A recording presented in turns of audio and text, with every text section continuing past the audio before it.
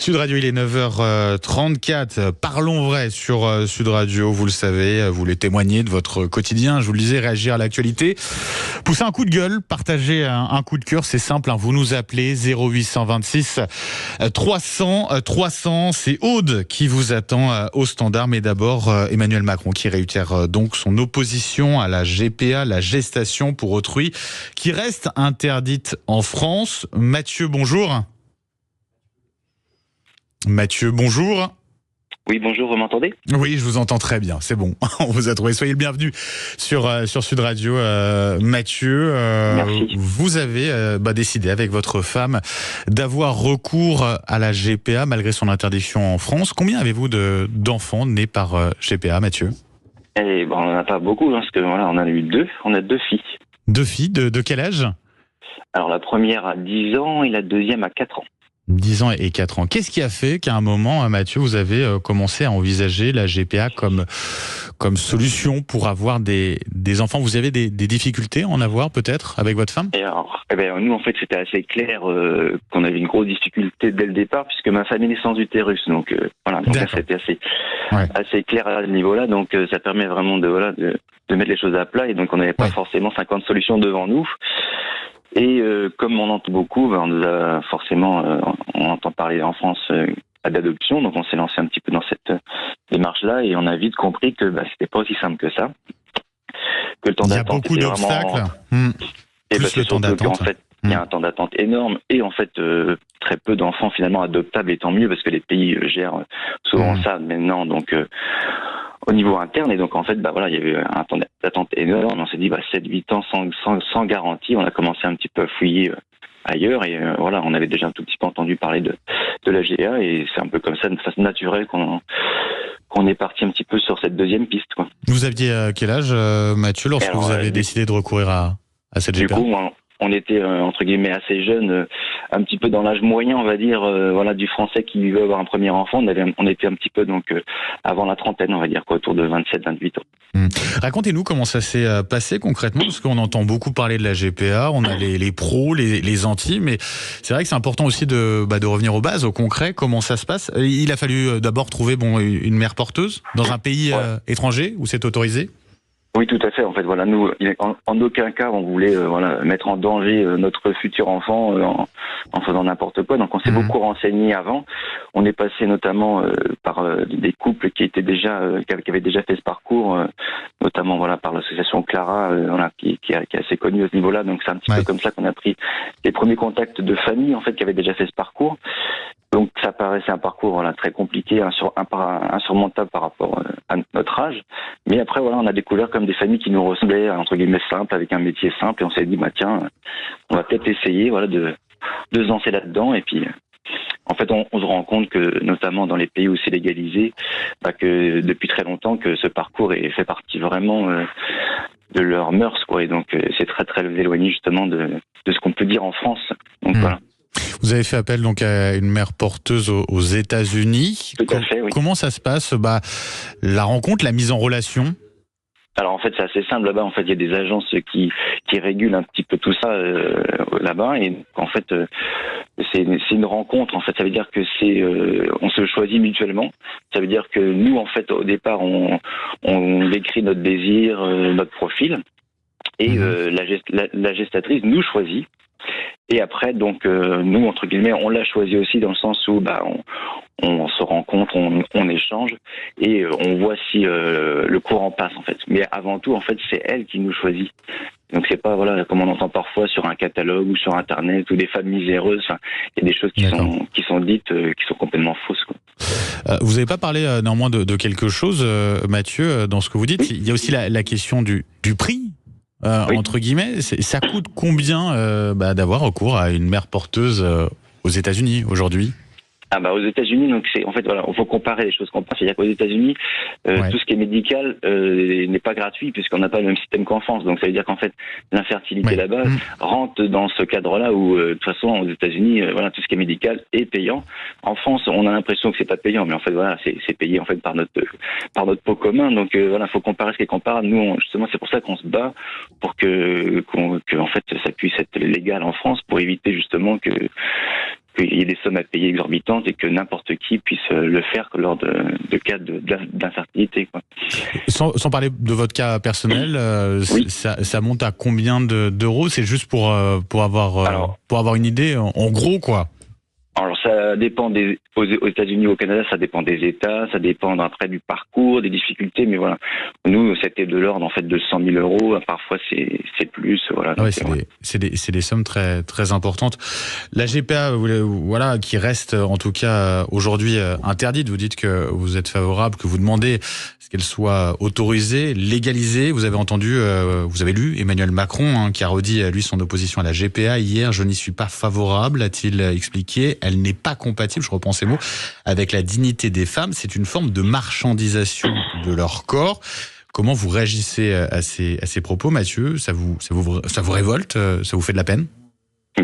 C'est surtout en fait que les gens ne connaissent pas forcément en fait la GPA, puisque ça ne se passe pas du tout comme ça dans le concret. Nous en fait là on découvre un peu ce débat qui ressort, parce que en fait là on revient justement d'aller voir en fait nos deux gestatrices aux États-Unis pendant les vacances là. Ouais. Et quand on en discute là-bas, en fait ils ne comprennent pas du tout. C'est-à-dire qu'il n'y a aucune marchandisation. C'est-à-dire qu'elles le font vraiment pour aider les gens. Et c'est complètement farfelu de penser que c'est une marchandisation. Mais vous comprenez que pour certains ce soit une inquiétude, en tout cas, qu'on risque, qu'il y a ce risque-là potentiel, en tout cas, d'arriver à une forme de marchandisation. Vous l'envisagez, vous le comprenez ou pas? On comprend qu'il y ait des craintes, parce qu'il y en a qui naissent pas et voilà, qui pensent que c'est vraiment compliqué, mais voilà, c'est souvent par méconnaissance, puisqu'en fait c'est comme assez simple à comprendre, dans le sens que c'est vraiment des personnes qui cherchent à aider, qui sont dans le don de soi. Enfin voilà, c'est nous par exemple, notre première gestatrice, lorsqu'elle était enceinte de notre premier enfant, elle avait déjà 3 enfants, parce que ce qu'il faut dire, c'est qu'en fait ces personnes-là doivent déjà en fait avoir des enfants aux États-Unis. D'accord. Alors voilà, et quand elle était enceinte de notre premier enfant, elle était aussi famille d'accueil. Donc ça veut dire qu'en fait c'est des personnes qui sont dans le don de soi.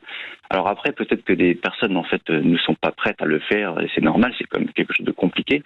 Mais voilà, faut voir que nous dans notre entourage, il y a plusieurs personnes qui auraient été prêtes à le faire sans marchandisation. Ça veut dire que. Mais ça veut dire que si on l'autorise en France, ce que vous dites, c'est que il faut que ça soit encadré, quoi. Encadré, et comme dans les autres cas en fait d'infertilité, quoi. Avec notre cadre français, et là il n'y aurait pas forcément justement besoin il n'y aurait pas besoin d'argent, ce serait vraiment dans le cadre d'infertilité classique, quoi. L'Europe qui a pris une décision importante concernant la GPA, ou plutôt l'exploitation de la GPA. C'est important de le préciser, puisque souvent ça a été assez mal rapporté, justement, cette décision. Donc c'est l'exploitation de la GPA qui a été visée. Que dit l'Union européenne? Elle dit que l'exploitation de la GPA est reconnue comme un crime, au même titre que l'esclavage ou la prostitution forcée. Là-dessus, vous partagez cette idée, voilà, quand on parle d'exploitation, en tout cas de la GPA, c'est peut-être mieux dit comme ça, sur les inquiétudes. En fait, ce qu'il faut différencier, en fait, c'est les pays où il y a un cadre et où ça se passe correctement, et après les pays où il y a des dérives. C'est-à-dire que c'est comme dans tout système. Ou dans le don d'organes, c'est pareil. On sait très bien qu'il y a des dérives dans certains pays, et forcément, dès qu'il y a une sorte d'argent, il y a des dérives. Et donc là, c'est des circuits donc mafieux, et donc là, faut vraiment différencier les choses. Et justement, c'est pour ça qu'il faut un cadre légal en France, pour éviter ces dérives-là. Et s'il y a un cadre légal en France, il y aura plus ce problème pour les couples français. Ça veut dire que certains en fait partent dans des filières qui sont complètement compliqué, quoi. Sans doute, peut-être une question un peu bête, Mathieu, mais les 2 mères porteuses auxquelles vous avez fait appel, est-ce qu'elles ont, d'une façon ou d'une autre, par rapport au droit américain, des droits sur les enfants qu'elles ont portés? C'est là en fait où il n'y a pas de connaissance du sujet, c'est-à-dire qu'en fait c'est important voilà, on n'est pas forcément au courant de cela. Voilà. En fait ça se fait depuis très longtemps, et en fait tout ce qui est filiation, etc. Donc c'est déjà défini avant la naissance. Il y a aucun c'est vraiment clair. Ça veut dire que on est les parents en fait directement en fait. Voilà, elle a aucun droit sur nos enfants, et voilà, et donc non, c'est vraiment clair là-bas, quoi. Comment ça s'est passé pendant la grossesse et au moment de la naissance, là aussi, c'est encadré? Comment vous avez fait à ce niveau-là? En fait, c'est vraiment très clair, c'est-à-dire que on peut assister à la naissance si jamais donc la gestatrice est d'accord. Et par exemple, moi, ma femme a assisté aux deux naissances. Et voilà, c'était un moment de partage incroyable. Et on a une anecdote là-dessus aussi, c'est que par exemple notre première gestatrice, elle a jamais pleuré en fait quand elle a accouché pour ses propres enfants, même si elle était très très heureuse. Mais là, de nous voir émus sur le premier accouchement, elle en a pleuré. Et voilà, c'est incroyable comme moment, quoi. Donc voilà, je pense qu'en fait, on diabolise beaucoup, alors qu'en fait, voilà, c'est vraiment des personnes qui le font pour donner aux autres, quoi. Donc, par méconnaissance ou peur que ça soit pas suffisamment encadré, peut-être également. Mathieu, comment vos filles, 10 ans et 4 ans, c'est ça? Oui, tout à fait. Comment vont-elles? Elles vont très très bien. Là, justement, elles rentrent des États-Unis là pendant leurs vacances, donc voilà, elles vont très très bien. Elles connaissent tout à fait leur histoire, elles comprennent très bien ce qui s'est passé avec leur âge bien sûr, mais voilà, donc elles vont très très bien. C'est-à-dire que vous avez tout de suite joué carte sur table avec elles, vous avez été tout à fait honnête. C'est pas forcément évident. J'imagine qu'on se pose la question à un moment, est-ce qu'on attend peut-être l'adolescence ou qu'elle soit plus grande pour en parler, ou est-ce qu'on le dit tout de suite? Vous avez décidé d'en parler direct, quoi. En fait, nous, on avait déjà échangé avec les familles qui avaient déjà fait, et effectivement, en fait, il faut en parler tout de suite, il faut en parler c'est quelque chose qui fait partie de leur histoire, qui est une très belle chose d'ailleurs. Donc en fait, il y a toujours eu des photos à la maison, comme des photos de papy, de mamie, de maman, et donc en fait, elles la connaissent depuis toujours. On fait des Skype, donc en fait, c'est une personne en fait qu'elles ont toujours vue dans leur entourage, et dès qu'elles ont pu parler et comprendre, on leur a expliqué, voilà. Et en fait, il y a aucun souci là-dessus, quoi. Notre fille de 4 ans comprend très très bien ce qui se passe. Donc pour l'anecdote, d'ailleurs, elle a une remplaçante et il y a peu de temps. Sa professeure des écoles s'est fait remplacer par une femme qui était enceinte de plusieurs mois. Oui. Elle a très bien compris ce qui se passait. Et puis le soir à la maison, elle nous racontait tout ça en disant oui maman, toi tu m'as pas porté, etc. Enfin voilà, elle comprend très très très bien. Et en fait, faut arrêter de diaboliser. C'est pas traumatisant, c'est pas du tout traumatisant. Voilà. Ça fait partie de leur histoire. C'est plutôt quelque chose qui se passe de façon très positive, puisque c'est quelqu'un qui aide. Enfin voilà, il y a vraiment aucune difficulté par rapport à ça. Vous demandez donc ce que la GPA soit autorisée en France. Aujourd'hui, elle ne l'est pas. Ça veut dire que ça se passe comment pour vos deux filles de 10 et 4 ans? Est-ce qu'elles ont été reconnues à l'état civil? Comment ça se passe pour elles à ce niveau-là? Alors, il faut d'abord rappeler en fait que normalement la France devrait transcrire tous les états civils qui viennent des pays où c'est légal, et donc elle ne le fait pas. Elle a été dénoncée par la Cour européenne des droits de l'homme, et en fait nous on a eu la chance dans le cas personnel, en fait voilà, nos deux filles ont eu leur état civil transcrit. On est tombé donc pour la deuxième sur la jurisprudence du couple Ménesson qui a fait vraiment avancer le débat là-dessus. Depuis, donc, ça a un petit peu changé, il y a encore blocage. Et pour notre première, c'est quand même assez rigolo, ça c'est en fait, comme on était jeunes, ils ont pensé en fait qu'on était au travail aux États-Unis, et comme par hasard, ça a été transcrit de façon naturelle. Donc, c'est quand même assez dingue, quoi, qu'on n'est pas capable de le faire correctement, quoi. Mathieu, un grand merci pour votre témoignage ce matin sur Sud Radio. Je rappelle donc que vous êtes le père avec votre femme. Vous êtes les parents de deux filles donc nées par oui, tout à fait. Par GPA. Merci d'avoir été avec nous ce matin sur Sud Radio et très bonne journée à vous et à votre famille, Mathieu. Merci beaucoup. 9h47 sur Sud Radio. Ça vous fait réagir, témoignage assez fort à l'instant de Mathieu. C'est vrai que ça permet aussi de préciser les choses en ce qui concerne la GPA, parce qu'on en parle beaucoup, mais de temps en temps on ne sait pas ce que c'est exactement. C'était l'occasion, effectivement, d'en parler très concrètement. Allez, 0826 300 300, vous voulez en parler, vous voulez parler d'autre chose, vous êtes les bienvenus. Vous le savez, je vous accueille dans un instant. À tout de suite.